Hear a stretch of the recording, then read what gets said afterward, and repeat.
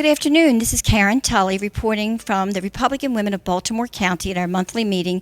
And we had a great speaker today on censorship, Will Thibeau, who is an analyst at the Heritage Foundation. You do research on war with the big tech, specifically targeting free speech and data policies. Thank you for serving as a ranger. And you also have a wealth of information from a technical company that you would work for. So you certainly have the background to talk about censorship. First question I have, very simple question. Do you think Americans are taking free speech for granted? Yes.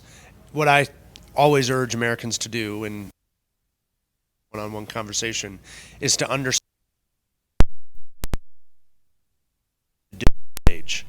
that speech is not limited anymore to newspapers or the public square, but it is a network and an exchange of information through smartphones and computers and television that changes the laws necessary to protect speech.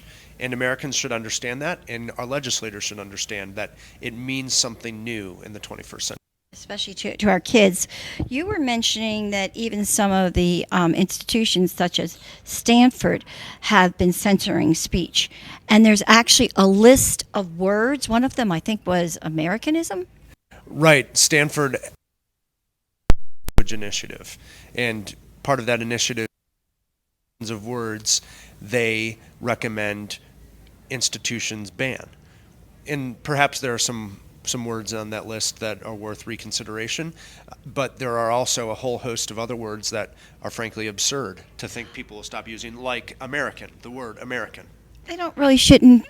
It really is American, by the way. Yes, the word American is on that list. That's amazing. And somebody mentioned that list is also in the Maryland schools. So, I mean, that's the thing. A lot of institutions throughout the country look to Stanford and colleges like it as a beacon for policies that they should adopt themselves, and that's why it's so concerning. Amongst your many other achievements, one of your greatest achievements are your 3 children. I have a child also, and many, many parents who are completely concerned about the indoctrination of children in college. Along the Stanford list that you mentioned, how can we fight that? I think one way is to try to educate them before they ever get into college. What's your advice on that? Well, certainly, and the nature of technology and the whole host of digital applications that are common to happens because technology companies seek to pervade in a certain worldview through applications and children and teenage dependence. And so for me, it's not an option for my kids to have them. And I would urge parents to make that same choice, or to at least severely limit the extent of the activities that a child does on the smartphone. I just went to CPAC, and they said about TikTok, and I came home and I told my 20-year-old daughter, you really need to get off TikTok. And she said, why, Mom? She did it. And I didn't know the answer. Could you tell me that? I think there are 2 reasons. The first is nothing that happens on TikTok, no message, like of a video, it's all accessible to ByteDance. And ByteDance, by virtue of Chinese law, is at the beck and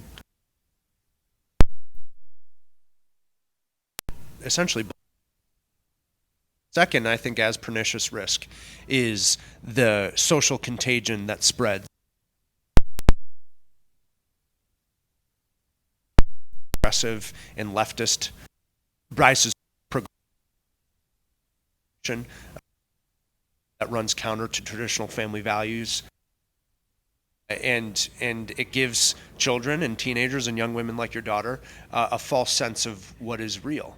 And I would encourage her to kind of retain some sense and some tie to reality, because I think that's what's going to make her life virtuous and full. Absolutely. Going forward.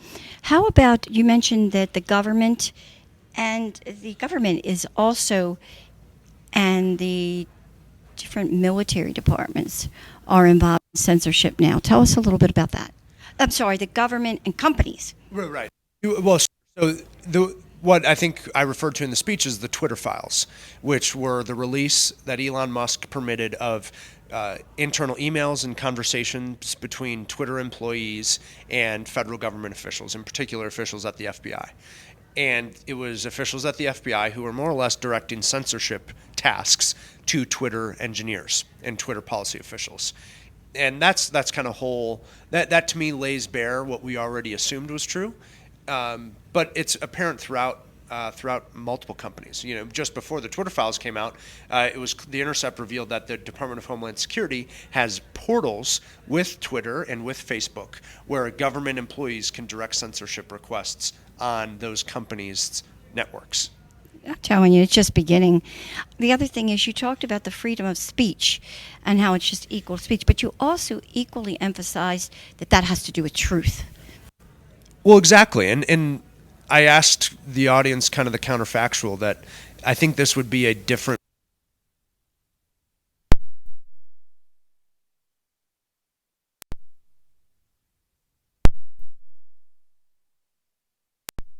or Hunter Biden Or Russia. Well, right. And I think the most pernicious, threatening fact in all of this is the government is manipulating an environment to lie to us. Well, thank you for that. What can people do? What are the action items that they can take, Will? I'd first start with in your family. Reduce the number of root these private companies a small part of your life. Change